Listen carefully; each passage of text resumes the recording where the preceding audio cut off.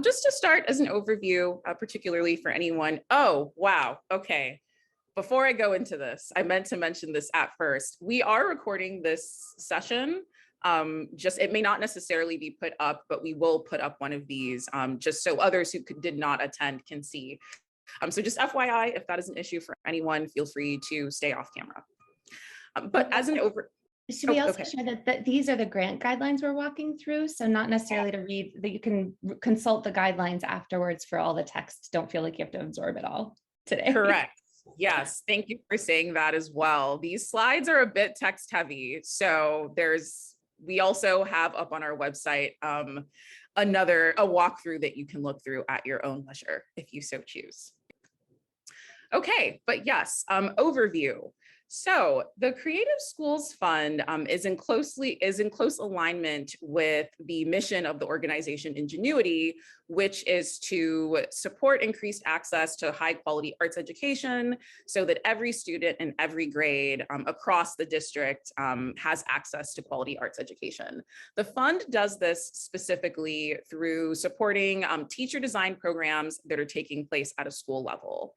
This is a joint partnership, which is also part of the reason why Jess is with us this morning, with a mix of public and private funding from Ingenuity, the mayor's office, and also the city of Chicago. So since then, we've cumulatively invested almost $16 million into Chicago public schools for arts learning since 2013. Delving a bit more into context and where the fund kind of fits into greater strategies that we have. So what's projected here is the ArtLook Map, which may or may not be familiar to some of you. But this is here because we aggregate data that we take from the Creative School Certification Survey. This is a survey that all schools take. It evaluates the extent to which schools are meeting benchmarks and metrics for high quality arts instruction, measuring both, we'll talk a bit more, but measuring both access and also quality. So once we have the data from schools and can assess or have a sense of what schools have certain things and what schools may be lacking or would benefit from others, we put this data on the ArtLook Map. And then this can be a tool that both partners and schools use. Schools can use the map to find partners that may offer disciplines that they don't have, like creative writing or dance, for example. And partners can do the same as far as finding schools that would benefit from whatever services that they have to offer. And the website is linked here as well, and also in the actual guidelines that are up on the website. And I will pass things over to Eli and Jess to talk a bit more about the specifics of certification scores. Sure. So what you see here is a little different than you might have seen before. So in past years, we've typically displayed the 5-point scale for those of you who participated in this before, where you can see schools are developing, emerging, strong, or excelling in the arts, or they didn't participate in the survey. They had incomplete data. And that's still the case. Those are still the ways that we think about schools and in terms of how they segment across access and quality measures. But this is a little bit of a deeper dive than you may have seen before. And it is the elements across access and quality that go into a school's final certification score. And so it really starts to break down things like the staffing in the school and how that might interplay with the number of minutes that are available for students, minutes of arts instruction. And so you're able at this, as over the course of this year, schools will be able to sort of hold this in their hands and use it like a roadmap.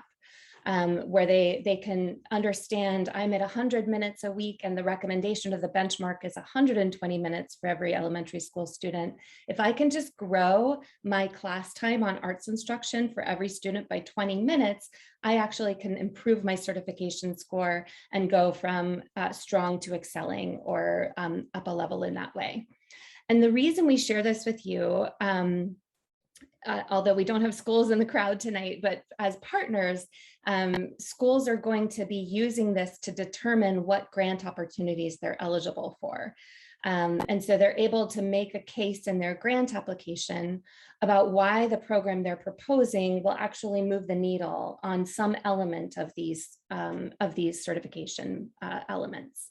So they've taken on sort of increased importance as schools are navigating what they want to apply for. And we wanted to make sure that you all are also familiar with the breakdown of how the rubric is formulated. Jess, is there anything that you would add to that?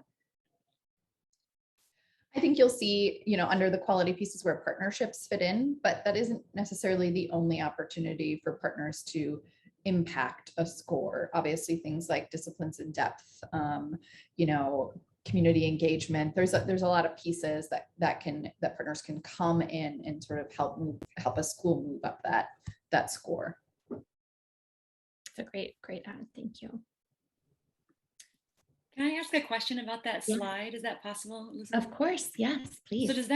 So does that mean that the high schools don't have any points for more minutes? Yeah. Is that what that's saying? So it is. That's a great question. So access at the elementary and high school levels are measured in different ways. In the elementary years, meeting access benchmarks means that it's measured by minutes of instruction. At the high school level, it's a little different. Rather than minutes of instruction, it's about the number of disciplines available to students and the depth of those disciplines, that there's a sort of way to scaffold learning and go deeper into a specific discipline. And part of that is just about high school schedules and how that works. 100% access for a certain number of minutes is not a kind of a feasible goal at the high school level, while it is at the elementary. Thanks so much. Of course. So on the next page, I think you can see what you've seen before, which is the 5-tier scale from incomplete data. So those that either put in an incomplete survey or didn't participate, up through the ranks, emerging, just very much developing their arts access, developing, strong, and excelling. And I think that the thing that we've seen over the last several years is the proportion of schools that are strong and excelling has grown and grown. And so schools that are emerging and developing are at this point a little more than a third of the district. That doesn't mean that there's not still work to do among those schools that are strong and excelling. And so we see partnerships as playing an important role across all of these tiers. But the portfolio or the decision making around the grants does try to reach those developing and emerging schools to a greater degree. So they take priority status in the decision making around the grants, although the fund grants to many strong and excelling schools as well.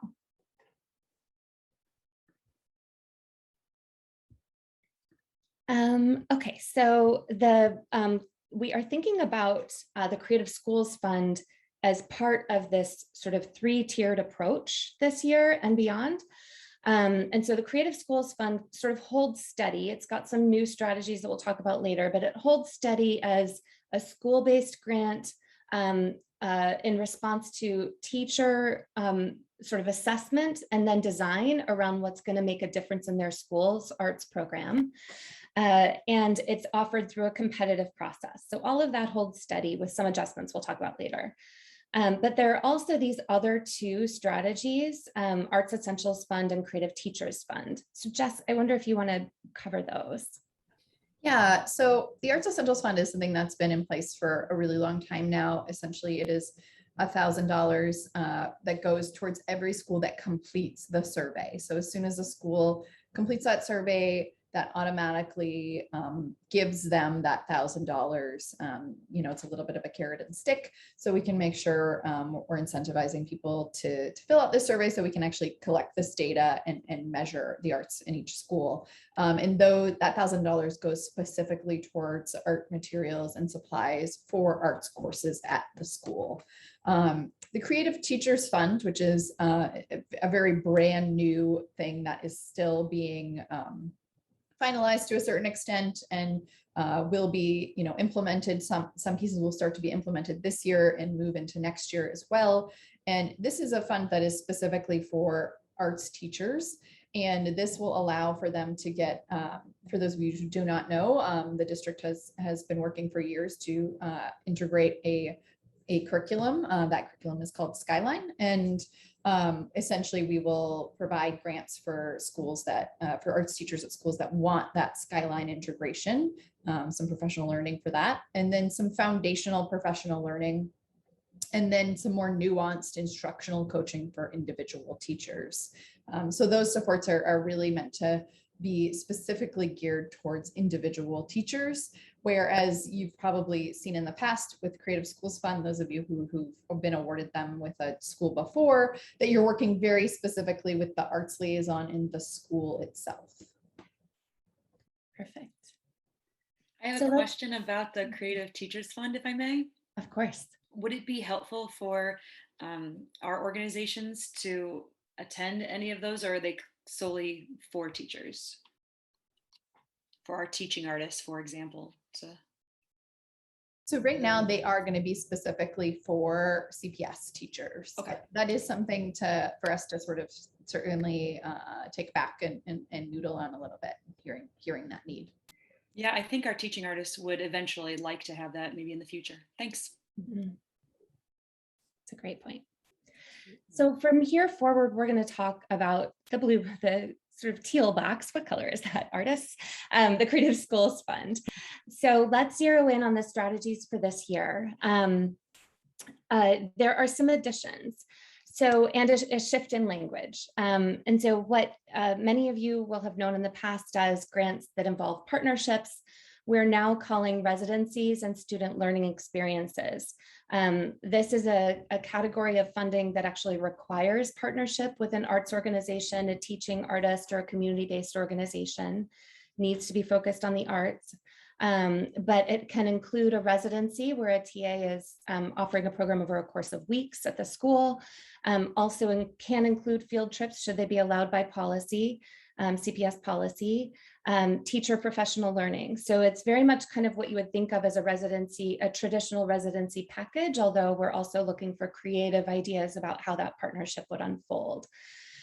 So that is something that is likely familiar to many or most of you, and will continue this year. However, we're also adding 3 new strategies. These are in yellow, which for the rest of this, the guidelines indicates that it's an invitation only grant. And they cover 3 additional areas on that rubric that we showed before.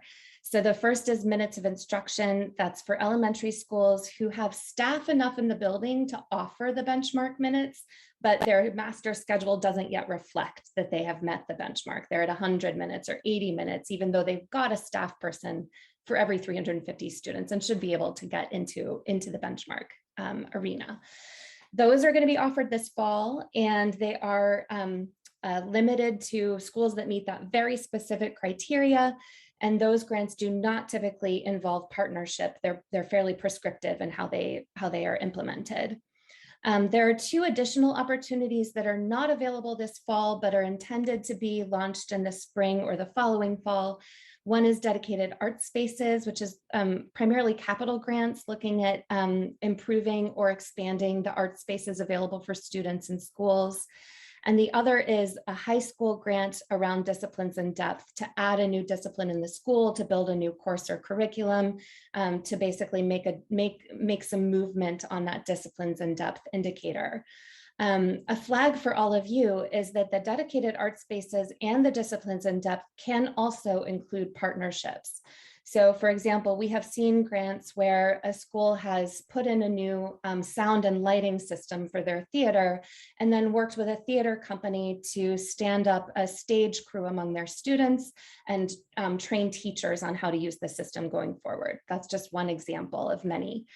For disciplines in depth, we have seen grants in the past where an organization has worked with a teacher to learn a new style within their discipline, or a sort of different approach that will enable them to build in a new a level of depth in their high school program they might not have had before, or to design curriculum, et cetera. So those are areas where partners can also play a role, even though they're not running just at this moment.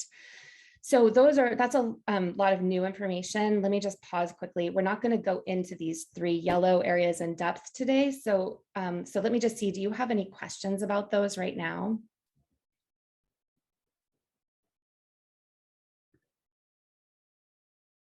Okay. So those 3 additional opportunities there's much more detail at the end of the grant guidelines on each one of them. So feel free to look through and think about how a partnership might play a role when those launch and are available.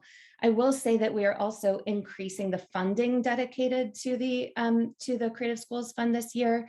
So it's not necessarily sort of minimizing or just detracting from the grants available for residencies and student learning experiences. Just to sort of anybody that might occur to wanted to set you at ease. So we have also made changes this year to the application and implementation timelines. And we think this is really good news. It's actually in response to what we have heard every year about how difficult it is to not know if you're going to, I see the thumbs up. Thank you, Linton. To go into a grant application and reserve teaching artist capacity and not always know if you're going to get the grant, and sometimes sort of get squeezed on the implementation timeline in the spring. Last year, we did a rolling application cycle, which was really exciting and really impossible to manage, but we got a lot of great grants out around it. We did worry that schools waited until the very end, which actually squeezed their timeline even more. So we've met in the middle, and we are offering 2 application periods each year rather than just 1. They don't have sort of official names, except that we are going with the fall application period and the winter application period. So that's how we'll refer to them for the rest of the time together today. So the fall period we think is exciting because we intend to notify schools earlier than we have in the past about the status of their grant. Our hope is to get that notification out in sort of late November, mid to late November at the latest, so that schools could potentially start programming in December or January, as long as the PO with the partner is in place and the funds are loaded, the PO is in place, and they're ready to go. Then the winter application period, which we'll have more info sessions to talk about when it comes due in December and February through February, is a really, really, really different approach. We are going to be able to support programming that spans across 2 school years. So schools that apply, for example, for a partnership in the winter application period could start their programming in the late spring and then also program the following year, all of the following year. They are not required to program that whole time. So you could work with a school to put an application in the winter that will be for the following year. And then in advance if that program is funded and have the capability to start that right away in the fall.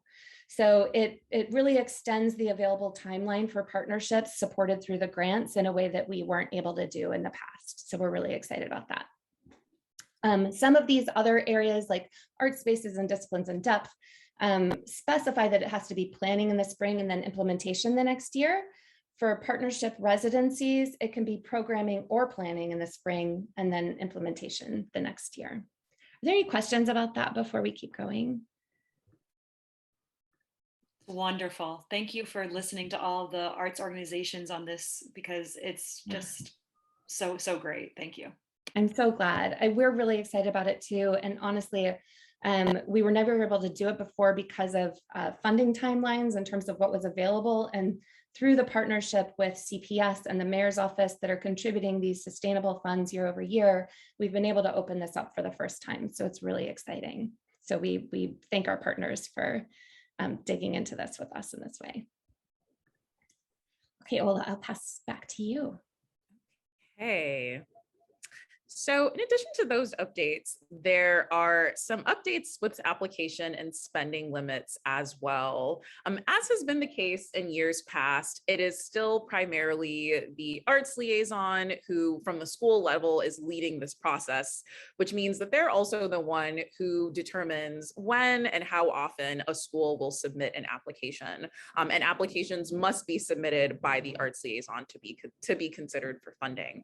So schools can apply for the Creative Schools Fund grant up to twice per year. And for those who applied last year, we have this in place then as well. The difference this year is that schools may only apply once per application period. So once in the fall and once in the winter, but applying like twice in one application period won't be allowed or just won't be accepted. Schools can even submit a grant for winter, even if they have been awarded in the fall, which is exciting. So again, a school, if successful, can receive up to 2 grants within 1 year. I will highlight that the Creative Schools Fund and the Creative Teachers Fund, as has mentioned earlier, operate separately and independently. So whether a school or a teacher is receiving anything from the Teachers Fund won't impact the eligibility of their school as far as how often they can apply for a grant. I will also add, as the caveat at the bottom of the page says, because minutes of instruction is invite only and only offered to schools that are eligible, for the fall, it will not count as one of the applications that a school applies for. And then on the following, or on the column next to it, you just see an example of how a school might run 2 grant programs at once. It's obviously possible, but I think with running 2 grant programs simultaneously, there's also greater possibility for implementation to fall by the wayside or just not be as tight as it could be. So we definitely encourage schools and partners to just keep a good rein and a good eye on time and effort and planning to make sure that if a school has 2 grant programs at once, they're both able to be implemented to the fullest capacity. I will pause here to see if there are any questions on this slide before moving on.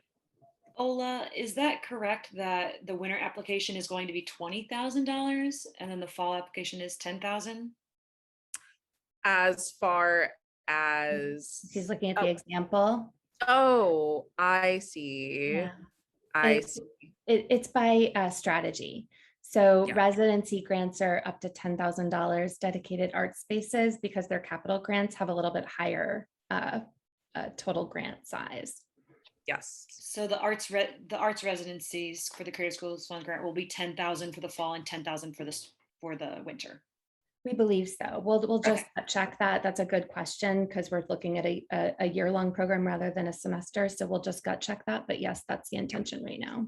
Thanks. Any other questions? Just building and flying. Yes. like everyone else. Very in the much world, so. right? These Very questions. yes. Thank you. Yeah, that was a helpful question. Good for us to think about. Okay, so moving on to expectations. Some of this is also familiar for those who have applied in years past. All schools that are applying must have participated in the most recent Creative Schools Survey, and I believe that will be coming out in September. And then, of course, upon application, they will receive a certification score regardless. And again, it's also an arts liaison who is principal nominated that is leading this process. So even though the actual completion of the grant and the application has often been collaborative, it's very much the arts liaison that's leading that process. Something that is a bit newer, and this is specifically in regards to the residencies and student learning experiences grant, is that we will be giving additional priority to schools that are already demonstrating a commitment to the inclusion or creating space for arts and arts teachers and government structures in the school. So this could be through an arts-focused strategy on their continuous work improvement work plan, or having an arts educator on their instructional leadership team, or having an arts educator on their next CIWP writing team. These are also questions that we specifically ask in the application as well. For schools that have received funding in years past, or last year specifically, they also must have participated in a site visit upon request, submitted their grant report, and also have adhered to the policies that are established in the implementation guide, and all the CPS policies that also are encompassed with that. Okay, I will pause here. I'll actually, I don't know if you have anything to add in regards to the arts and governance piece in schools. If not, that's cool too, but. Yeah, I think Yeah. Just because I know there's a lot of partners on the call and sort of that may not be as known. You know, arts liaisons are, you know, really the ambassadors of arts education in their schools. And they also tend to be people who are very driven and go-getters and will sign up for a lot of things. And so a lot of times, you know, you will see them on governance structures within schools. Sometimes they even sit on as the teacher on the LSC at this individual school they're at. And then there are also these pieces where they sort of write their continuous improvement work plan for the school, which is essentially the school's strategic plan. And it's really key because if we don't have sort of an arts representative doing that, you could see how maybe the arts wouldn't be as represented as we would want them to be in a school plan. So we really are trying to help promote that within each individual school. And, you know, liaisons are sort of as partners, like your best friends in all this, because they really are the ones that are going to help make these grants happen. And I think to Ola's earlier point about applying for multiple strategies, you know, I think it's just good to know that arts liaison has capacity to implement all these different pieces at the same time, because they tend to be people who push all the buttons at once and tend to sign up for a lot of things. So having a good understanding of their capacity before you jump in with a school, I think is a really important piece as well. Agreed. Yeah, thank you for adding that.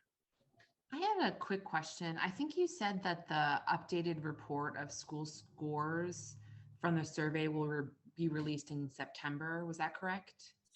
I was saying that the link for the most recent next Creative Schools survey will be opened in September. That was what I was referring to. Oh, So okay. right now schools are working with scores from their last year's survey. And the fall certification survey runs on the same timeline, actually, as the grant application. They open on the same day. And so schools will be responding to that survey, which will make them eligible for future grant application periods.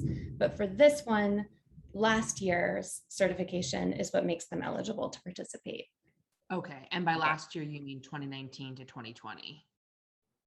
Wait, that's right? It's Yes. it's Yeah, it's always a year data, behind. but it's participation in 1920 to 21. Yes. So they answered the survey last year. In other words, they were reporting on data from the previous year, but they answered the survey last school year. Okay. Last school year. Okay. The one that just closed. Is that answering your question, Katie? I think so. Yes. Is there something as of right now that answers the question I have right now? Yes. Thank you. We can come back to it. I think the survey cycle, when it's the data, when the participation is, and then what that makes schools eligible for is a little bit of a tangle, as you can tell from the tongue twister that I just went through trying to explain it. But whatever shows up on the map as the schools sort of what's happening now for their certification is the most recent, and that's what will guide their eligibility. That was my question. Like, we use what's on the website currently to inform the grant application that opens on the 30th. Yes, that's exactly right. There's no sort of private release of certification scores. When it's on the ArtLook map, that's what will direct their eligibility. Perfect. All right. Thank you. Jess, did you want to add? And Eli, correct me if I'm wrong, we're not releasing the 2019-20 scores publicly. That's right. It's just reflected on the ArtLook map as what's happening now. And Yeah. so if they didn't participate, they would not be eligible for the grant. Yeah, just because of the nature of the year of 2019-2020, we had decided to not put those. So I think also if you look at a school's like CPS profile, they have their sort of badge that rates whether they're developing, emerging, or whatnot. We decided to not post those on there, honestly, out of respect to the nature of that year and how challenging it was with essentially school being completely closed for the spring of 2020. I think it is often on the partner to help the school know what their score is. And I'm guessing that's partly why we're sort of asking. And please reach out to us. We can always look up a score or help a school figure out what their eligibility is. So please feel free to just defer to us if that becomes an issue. Okay, there are no additional questions. I will move to the next slide. Just to give you a sense of the timeline you can anticipate. So we released the guidelines and they're up on the Ingenuity website at the end of last month. Obviously, right now, an information session is taking place. The end of this month is when the fall application period will officially open. So at this point, the applications for residencies and student learning experiences will be accessible, and schools that would be eligible for minutes of instruction would know or would be invited to submit an application. We will have a few more information sessions in September for this fall period, and we'll also offer office hours. And this is really just a space for schools and partners to ask what may be more specific questions that pertain to their application. But this is shortly before the fall application period ends. That's October 8th. And then roughly a little over a month later, schools and partners will be notified of the award and funds will be transferred to school budgets. So that's an overview of timeline. For implementation, how this works, and this is something Eli mentioned this in earlier slides, but for schools and partners that are applying in the fall, programming must occur before the end of the school year, which is June 2022, and can begin once a purchase order has been created. And this point typically does not happen until funds have officially been transferred into school budgets. But once a purchase order has been opened and has been created and opened, implementation can pretty much start whenever. Yes, and then just we're all, like as mentioned, we're building the plane as we're flying it. But I think it's fair to say, at least tentatively, that by December 2021, it's probably the soonest that an organization or a school can start programming. I don't know if there's anything additional you had to add there, Jess, whether it pertains to purchase orders or anything else. Yeah, I one thing I want to stress about the purchase order.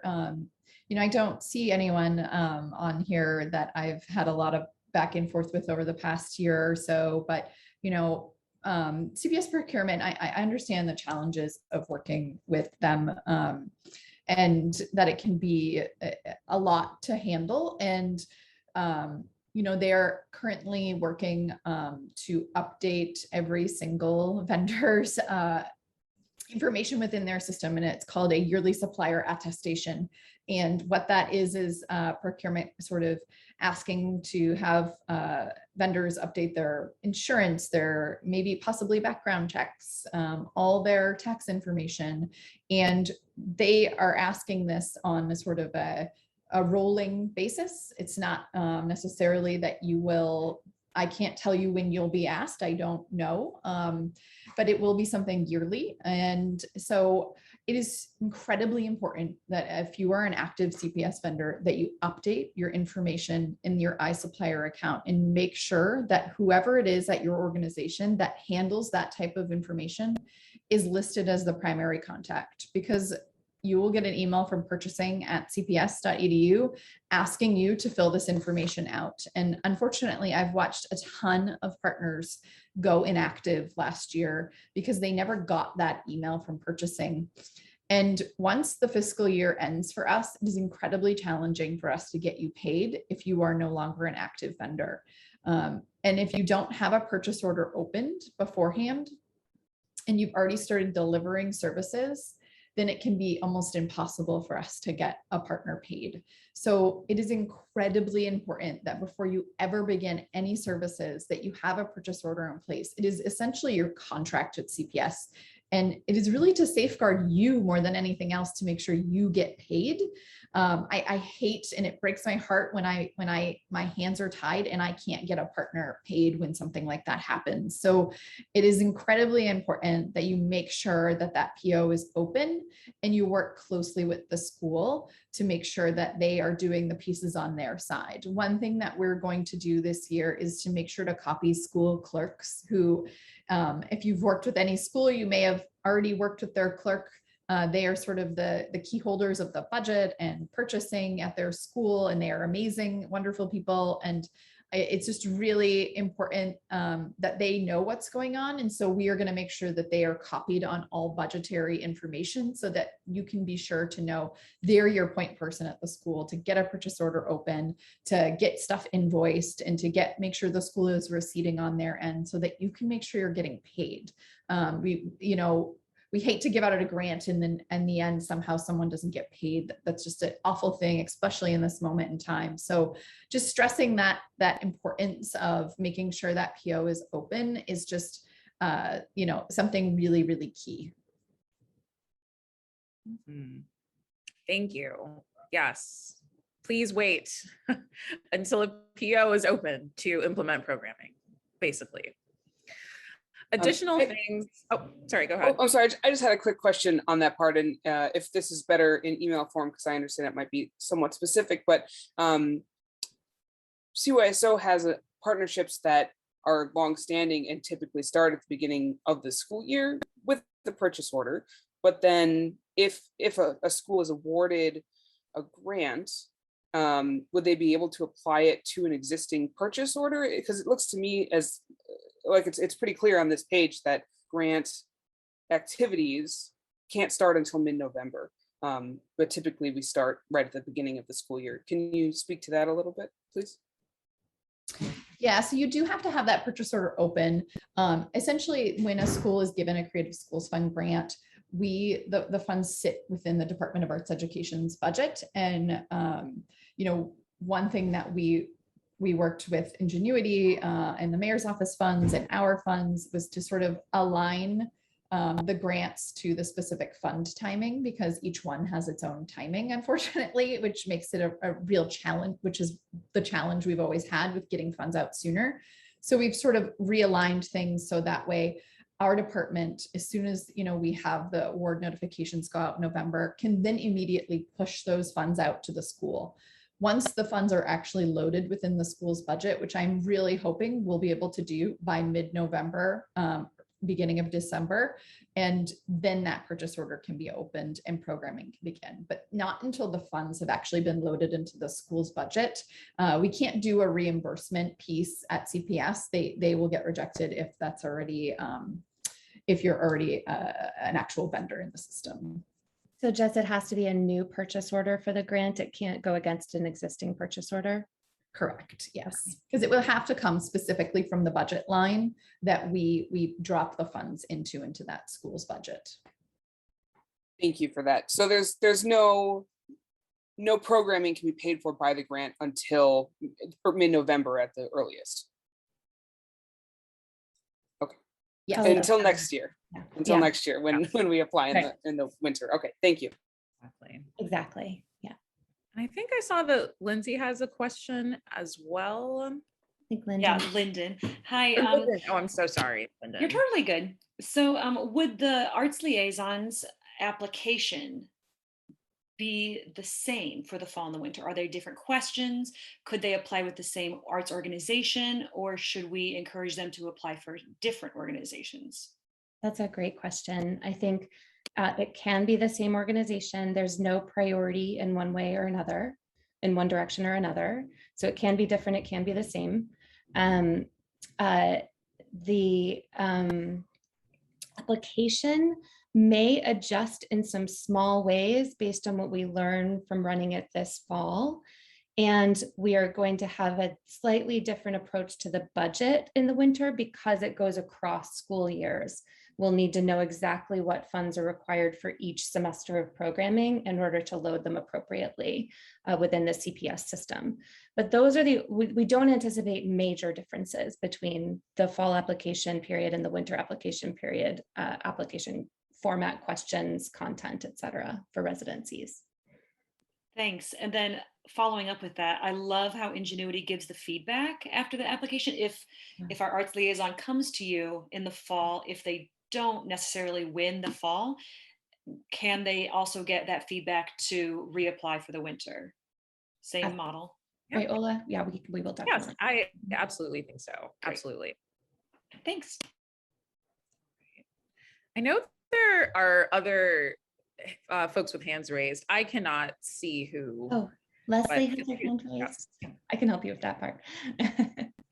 Yeah, I just had a quick question also about the winter application and whether any planning or programming has to happen in the spring. Can it just be for the next fall, Yes. like ready to go kind of Yes. thing? Okay, great. Yeah. Katie? Yes, hi. So you touched on this just a little bit, but for the budget for the winter application, if we do have planning that we want to do in the spring of 2022, would we put that into the budget for the winter application? So let's say if it's a $10,000 grant and we want to spend $2,000 planning, Yep. then you would load that into the budget of the CPS school for the spring of 2022. Correct. Okay. Exactly. So I think that the application closes in February, and then notification should come around March or so. We're sort of still figuring out those timelines. And so when funds are loaded, presumably in March, there can be a proposal for some funding for the remainder of that year, which would be loaded for that year and then executed that year, as well as funding for the entirety of the following school year, although you can choose your timeline inside that year, and then the funds will be loaded the next fall for that. I will say that there will likely be some sort of dependency on successful implementation in the spring that would then be a little bit of a check before those funds are loaded the following fall, which is not to say that if something comes up that the grant goes away, but just that there will be a little bit of a back and forth if something went awry in the spring. But yes, in the application, you'll be able to say $2,000 for spring, $8,000 for school year 23, 22, 23, right? Y'all, this is not my forte, timelines, but for the following school year. And you'll designate what funds are supporting what activities across those two time periods. Did that answer your question? Yes, it did. Thank you. That's really helpful. Okay, good. I think those are all the hands, Ola. Okay. Okay. Great. And then site visits, grant reports, those will be towards the end of next year. More details on those as we approach those time periods.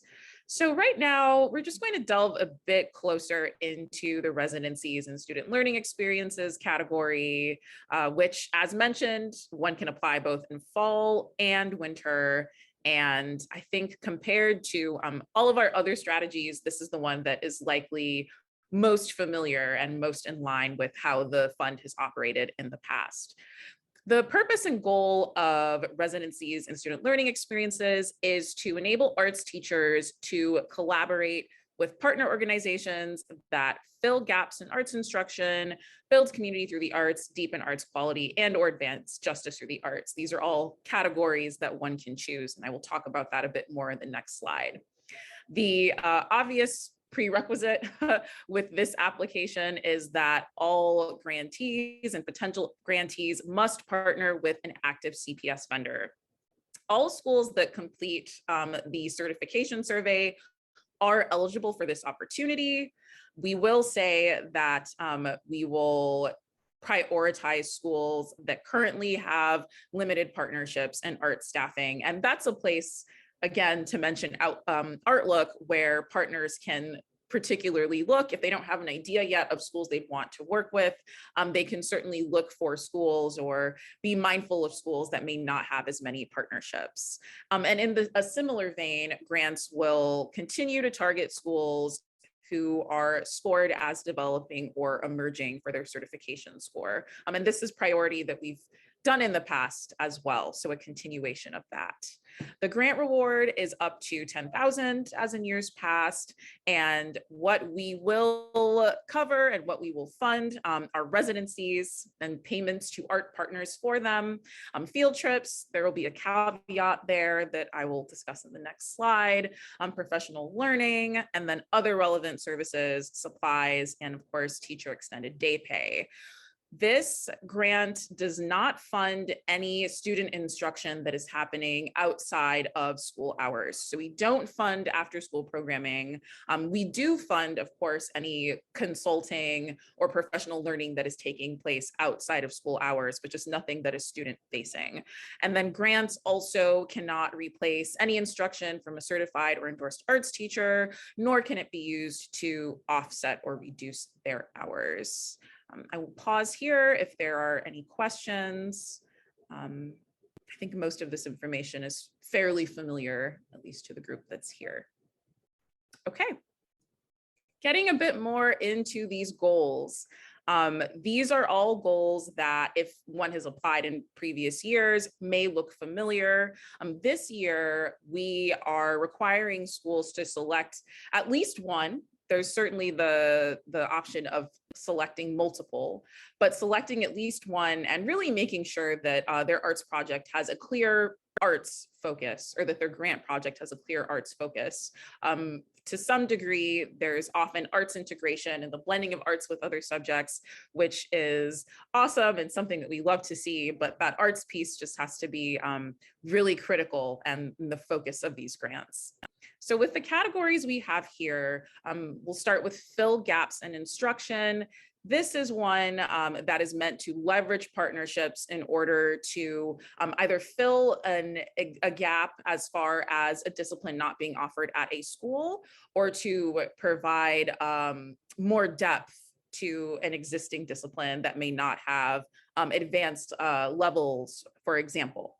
So this is a category that will particularly prioritize any projects developed in response to student interest and anything that scaffolds learning in the school and makes and elevates any existing arts education that exists. So an example for this could be a school that has a music program may work with a theater organization to put on a school musical.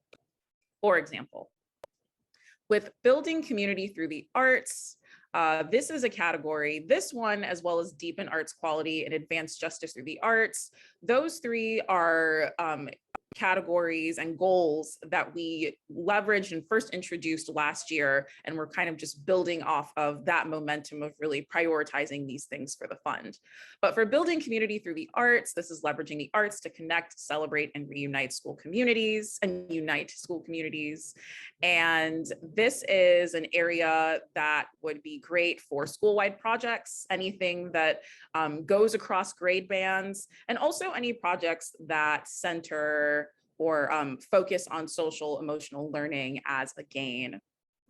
With deepen arts quality, this is very much about expanding high quality artistic practice among teachers and or students. So this is a category where one could work with an arts partner to expand and scaffold the existing arts education that exists at a school, or a teacher could work with an arts partner one-on-one for their own personal skill building and professional learning that they will ultimately bring back to their classrooms. Lastly, we have Advanced Justice Through the Arts, which is about supporting student-driven projects that are using the arts to advance anti-racism and racial justice as well. This was a goal that particularly came to being just given the intensity of 2020 and all the conversations about race and equity that were happening and taking place in a very intense way. But ways that a school and students could leverage this category could be focusing on projects that are centering students' lived experiences and the ways in which race and racial justice shows up in that way. Anything that's student designed and student driven. And with student designed and driven, we also have the understanding that things are in person for now, but this was originally created with the idea that with remote learning, student designed and driven as it makes sense. It's certainly not the idea that students are creating all of the components of a project, but just making sure that student voice and student ideas and student perspective is very much what this category would focus on. So anything that has civic and community participation elements in addition to the personal lived experiences would also be a good fit for this category. I'm going to pause again to see if there are any questions about any of these things before moving forward.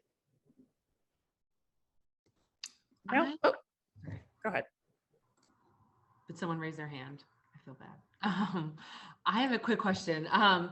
So for the filling gaps in instruction goal, one of the things that we're thinking of offering sort of adds depth to a non-arts discipline. It's adding arts to STEM learning and really sort of enlivens the STEM learning in the classroom. We had a really good debut this past spring with one of the schools that we're hoping to work with. But it's not an arts class that we're deepening. It's like a STEM math class that we're deepening with arts. So would that still be a competitive application in the fill gaps and instruction section, or should we maybe look elsewhere for ideas? That is, yeah, that's a really great question. It would. Yeah. Arts integration, yeah. Arts integration is definitely a priority as long as the arts focus is really clear. Sometimes we have applications for arts integration that don't focus on the arts enough. So as long as it's really clear how the arts is playing a role in that effort, then it would definitely be eligible.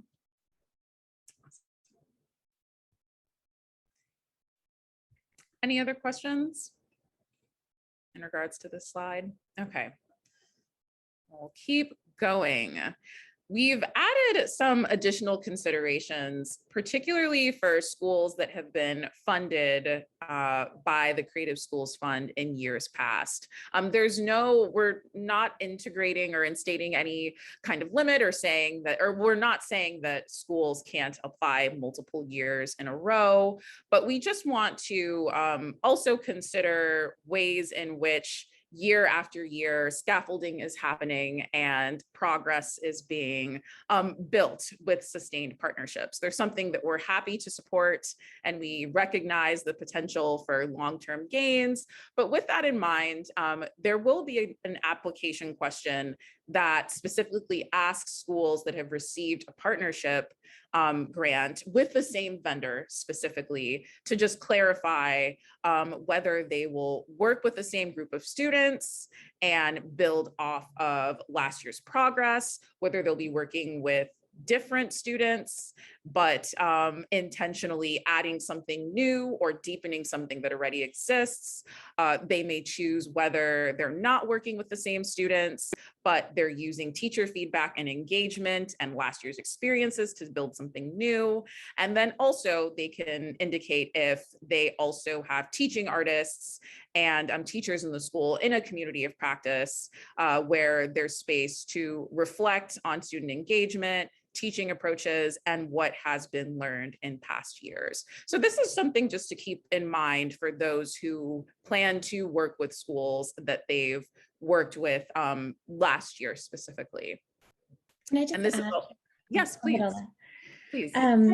So those of you who are familiar with Ingenuity's work around arts partner standards of practice around program quality will know that sustained partnership is an element of quality that Ingenuity has identified as being really valuable for a school. And so we are really supportive. We don't necessarily prioritize in decision making, but as a philosophy, we are supportive of the concept that schools are partnering with the same organization year after year to deepen the relationship and the practice. I think these questions are designed, though, to understand what element of quality that sustained partnership is bringing. Is it forming a community of practice with the teachers in the school? Is it scaffolding learning for the same students year over year? Is there a relationship from a grant-funded partnership last year that has provided input and feedback so that this year's application is showing responsiveness to the needs and interests of students and of teachers? And so these are really meant to sort of illuminate the aspects of a continued partnership that align with those concepts around what is really high quality about sustained partnerships. And part of why we're doing this is that when the donors or the board at Ingenuity are looking at the grants that Ingenuity is making year after year, and they see a school that is partnering with the same organization, for example, 3 years in a row and receiving grants to support that, we want to be able to share with them why that grant is different, that it's not that those grants wouldn't be better served at other schools for brand new partnerships, but that deepening is its own high quality granting effort. And so that's what these are really designed to do. Jess, would you add anything there?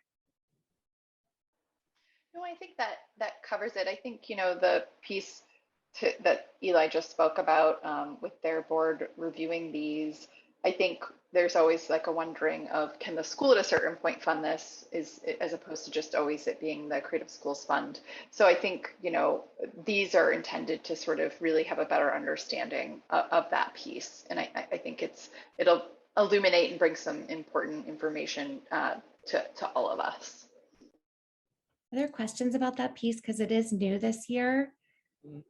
And I want to make sure everyone's comfortable with how we're thinking about this, or asking questions that will help us refine how we are thinking about it.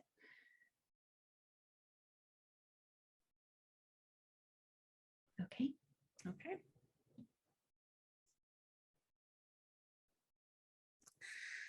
Talking a bit more about spending guidelines, which we've already covered the overall ones, but just the ones that are more specific to the residency and student learning experiences grant. Some of these lines are familiar. For eligible budget lines, we have in-school time arts programming, which you've already mentioned, teacher extended day pay, consulting support for curriculum development, professional development, materials, supplies, and then hardware and equipment valued at $500 or more each. And I know for this point, I know that schools have to purchase from particular vendors is that correct? For things like laptops, iPads, 3D printers? Yeah, so I know last year we got a lot of questions, and maybe sort of this is a stressful piece that is something that in the past few years our department has been asked by procurement and law to push, that a partner doesn't purchase the materials and supplies when a grant for Creative Schools Fund goes out, that the school would purchase it from a CPS vendor. CPS has very large contracts with vendors to to purchase school supplies.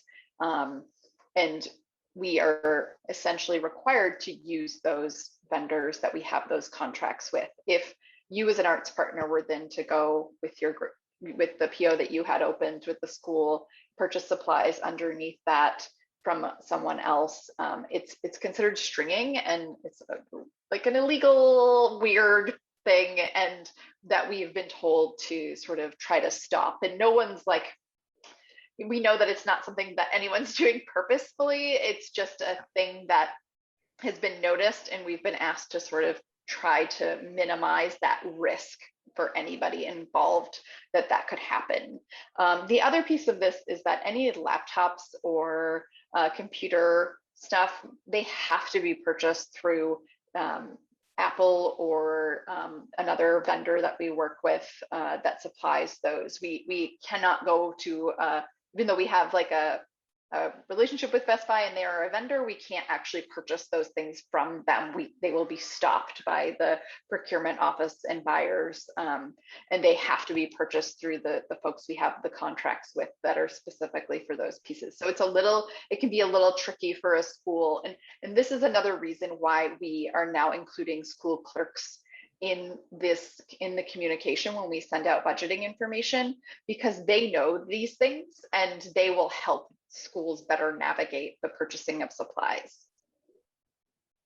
Yes, thank you for that addition. Yes, and I actually should have mentioned this point before, just chimed in with hardware and equipment, but for the line before with school performances, exhibitions, events, field trips may not fit squarely in that line, but just to highlight that we will be following CPS and public health guidelines in regards to field trips. So there will be space in an application, at least for the fall, to have a field trip line. But if one is seeking funding for that, they will be required to include a contingency plan. So should things change, just given the uncertainty of things. So that's something that I just wanted to highlight there.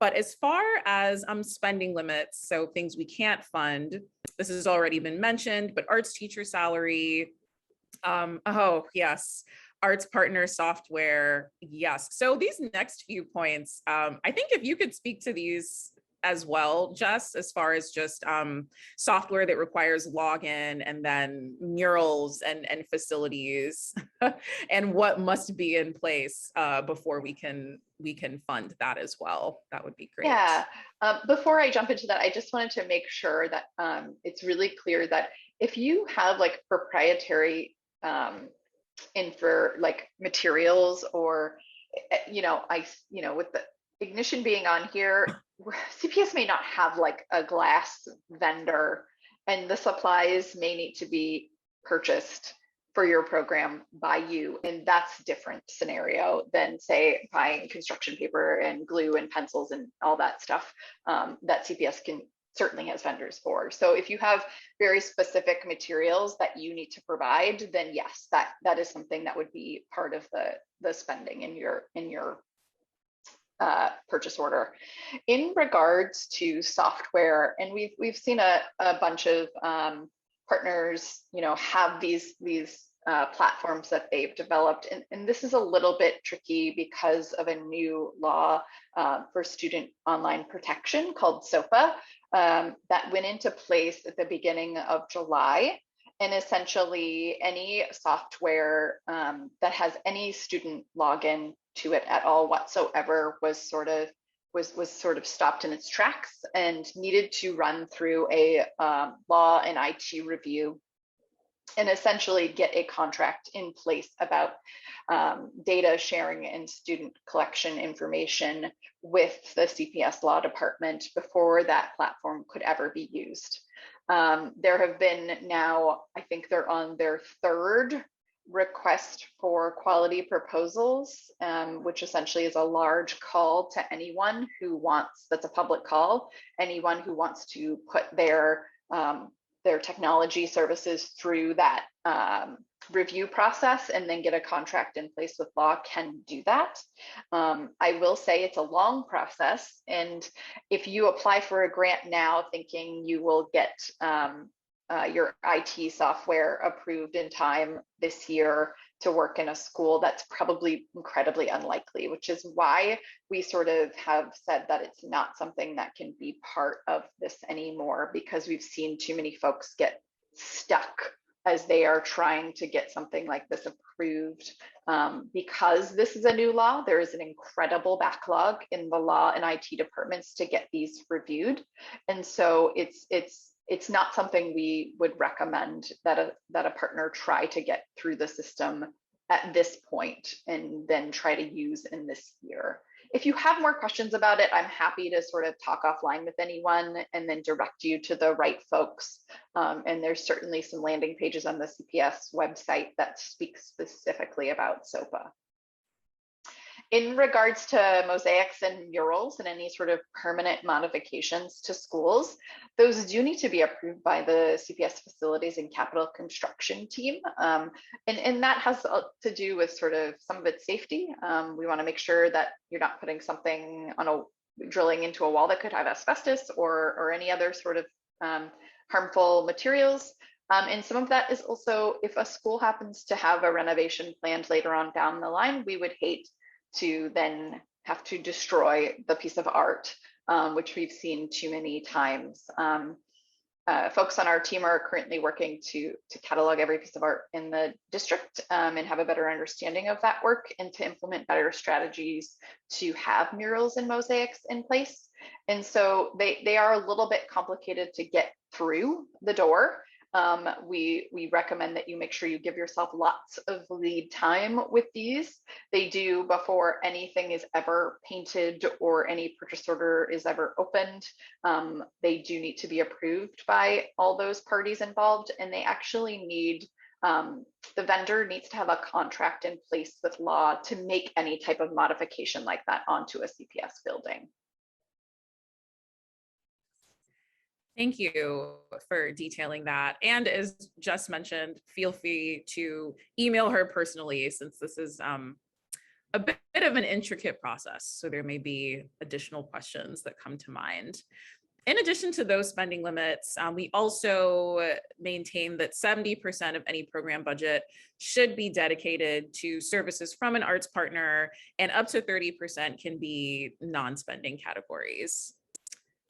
I will pause for questions if there are any in regards to this slide. Okay, so I will pass things on to Jess to talk a bit more about partner expectations for this grant. So I think the one thing I'll stress, you know, to really from the get-go, before even jumping into this, make sure you are an active CPS vendor. Make sure that your vendor number is active. It's easy to think either you have an active vendor number or you just, it's already been in place, but they do go inactive. So if you have 15 months of inactivity, so say no purchase order has been opened or no cost service agreement has been in place, your number will be marked inactive. And also because of the attestation, the yearly supplier attestation process, we've seen a lot of folks go inactive and not realize it because they hadn't updated that iSupplier account. So a couple of things that we want to make sure are in place for eligibility requirements is that you make sure you review your ArtLook records and make sure that they're updated and have the most detailed information. You know, this is really where schools go and find you guys. And, you know, anytime a school asks me for advice on a partnership, I tell them that's where to go and that's where to look for those specific types of partnerships. And so it's incredibly important that all the offerings you guys have are listed there. You know, it's really the hub for all of that. It's something other departments in CPS like wish they had access to, and we are incredibly lucky to have that. The other piece, which I've mentioned before, is to make sure your CPS iSupplier portal information is updated and accurate, and that you have got that contact information in place, and that it's the person on your team that is going to be most knowledgeable how to handle things like insurance and background checks, because those are all the questions that are going to come through that portal. The other piece of this is, and I'm sure some of you went through this over the past year and a half, is to have the appropriate tier status to do remote activities online. As much as I think we'd all love to be done with this terrible pandemic, we are still in a weird state. School will be in person 5 days a week. With that being said, we understand that some partners may still want to deliver services remotely, and that is completely fine. And our department is advocating very much that partnerships should be remote and in person. We see the benefit of both. But to do remote partnerships, you do need to have a tier status of at least 1. If you have not applied for tier status, you are a tier 0, which means you cannot interact remotely with students. This is through the acceptable use policy, through procurement. If you don't have that tier status, a principal can sponsor you. It's incredibly easy. It takes a day or two to get it through the door. It shouldn't be a long process. If you already have tier status from the previous year, I have not heard that that's going to change. And my understanding is that you will continue to keep that tier status that you already have in place, and you should be good to go if you already have it. So that's sort of the expectations for eligibility.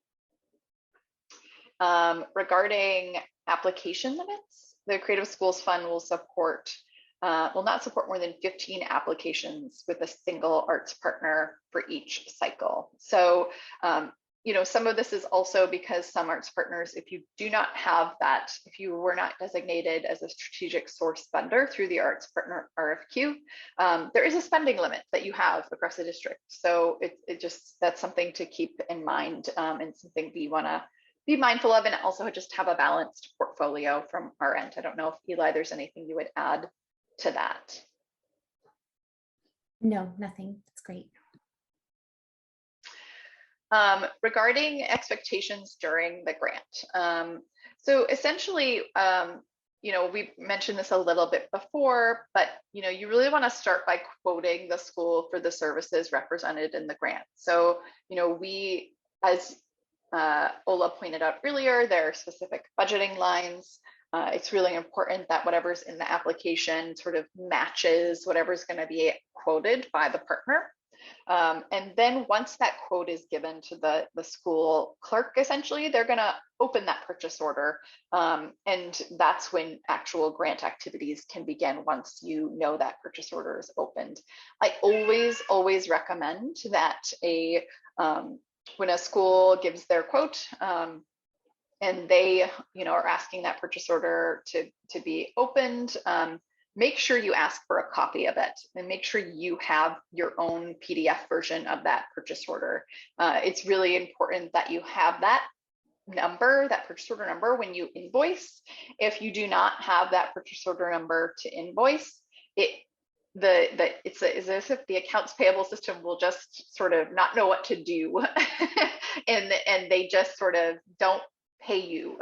So it's incredibly important that you invoice for your services once they are delivered. That doesn't mean you have to wait until the end of your program to then say you have an $8,000 purchase order open and it's June 1st and you're done and you invoice for all 8,000. You do not have to do it that way. What you can do is invoice on that purchase order over time. So say you deliver 3 weeks of programming and you want to invoice for those 3 weeks that have been delivered, you can do that. And then you would get paid for those 3 weeks. It's something I think that gets missed a little bit in this process. And I know it's incredibly important for partners to get paid and get paid timely. And so don't think that you have to wait until the end of everything being done, even though it sounds that way. You can invoice throughout on that one purchase order. Make sure your teaching artists have completed their background checks. So that's obviously a really key piece that needs to be done.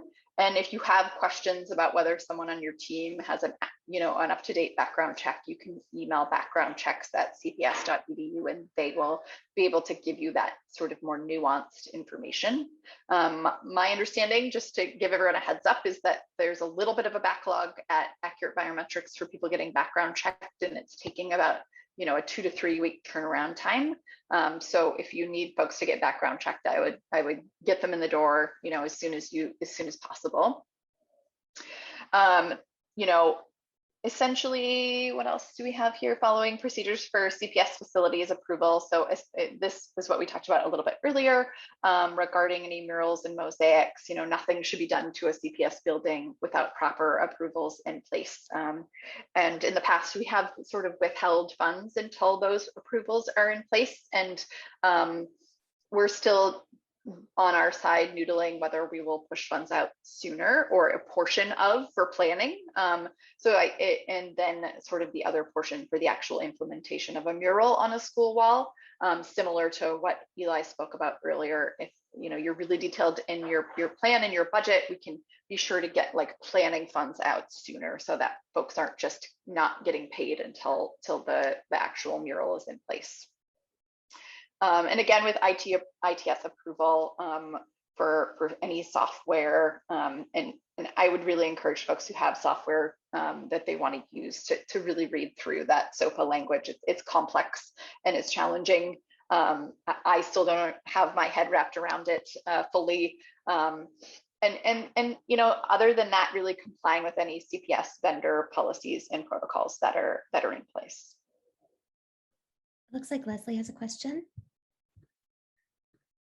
Yes, I'm just hoping you can repeat quickly the supply, buying supply question or answer to the question about what the spending guideline is on that, because I kind of just want to be clear. Yeah, so all supplies should be purchased by the school with a CPS approved vendor. With that being said, we understand that there are sometimes like proprietary information or supplies that a partner has. As I noted, Ignition may have very specific glass needs that CPS may not have. And that's a unique circumstance where, yes, like those things should be part of that purchase order for the arts partner. But otherwise, supplies really need to be purchased at the school level by the school. And to work closely with the school clerk, which is why we're involving them more in this process now, to make sure, if you need like a host of supplies to execute your program, have that list, work with the arts liaison and the clerk to get all those supplies purchased in advance. And does that, I'm just so I'm totally clear, does that mean that it still comes from the grant money? Yes.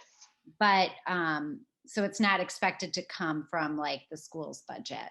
Correct. So say you have the whole grant is $10,000 and $8,000 goes to the arts partner and say 2,000 of it is supplies. Then those supplies would be sort of designated to say the school used school specialty as the vendor to purchase all the say visual art supplies, or if they're music equipment, they would use, music and arts to purchase all the supplies through that. And you would want to make sure very clearly in the budget that those things are designated. Amber has a question too. Hi. So I know you mentioned us, which is why I'm asking. So we obviously purchase glass, but we also often use, like paper and stuff for our programming. Are we expected to do two different things? So we'll purchase supplies that can be purchased through CPS through a purchase order, and then our own proprietary supplies on the sides to just split it? Yeah, I would just try to be as clear as you can about those pieces. I know it's really challenging, especially for folks who, like you guys, who do have very specific needs that, I can guarantee you we probably cannot meet, and we want to make sure that we're not hindering programs, and that's not the point of this. It's more important that any of those supplies that are that CPS clearly can purchase, that they do. And part of that is also a cost savings thing. CPS has massive contracts with some suppliers that, so our cost is going to be substantially lower than a lot of other folks can get. Awesome, thank you. In the budget, we ask when a supply is proposed to be purchased by an arts partner, we say, please explain how this is proprietary to that arts partner. So that's the area where you can sort of delineate why, the case for why. Awesome, thank you for explaining. I know we only have 2 minutes before this is over, but I think we can certainly stay on afterwards to answer additional questions. I just wanted to say 2 things before the half-hour mark. One is that, as you can tell from the way Jess is talking about all of this, the Department of Arts Education, there are a lot of rules in CPS, as all of you know, and the Department of Arts Education is like the navigator that can help sort of figure out how to comply with those rules in a way that doesn't hold up your programming. So everything Jess just talked through are experiences from previous years where a program hasn't been able to start because one of these things wasn't in place. So even though it sounds like a lot of rules, it's really trying to help programs be able to be implemented with fidelity and on the timeline that you propose and not get held up or payments stuck, et cetera. Department of Arts Education is also like our dear friends and partners. And so when you're having an issue, please feel free to always reach out to Ola or me or anyone at Ingenuity. They always get their way to us eventually. And we can work with Jess to try to either help you understand where something is getting held up or sort of advocate inside the CPS system to try to move things a little faster so the grant could be fulfilled, if that's a possibility. So, so please feel free to reach out to us and we will work with DAE to make sure that you're able to implement the program. I think the last thing I'll say about the Lollapalooza funds, if any of you have followed that news, those are funds that have been contributed by Lollapalooza. They will be offered through the Creative Schools Fund cycle. So there's not kind of a separate application for Lollapalooza funds. There's not even anything to click on the application. Behind the scenes, we will be working with CPS to allocate which of the applications are Lollapalooza funds versus Ingenuity or Mayor's Office or CPS funds. So for your purposes, there's nothing you need to do differently, but it is possible that the school you work with, if they're developing or emerging, would receive a sort of designated Lollapalooza grant. No additional expectations, nothing different with that, but just so you all know what that process is. Ola, do you want to wrap us up? Yes, well, that takes us to the end. So I think we're right on time here. I've just included relevant emails for everyone else. I know Tosh wasn't here for this meeting, but I think many of you have emailed her at some point. She frequently manages the info at email address. But these are the contacts we have. Again, the guidelines are up on the website. And I think at this point, I will stop sharing. And I believe we can stick around for a few additional minutes if there are any other questions that anyone may have.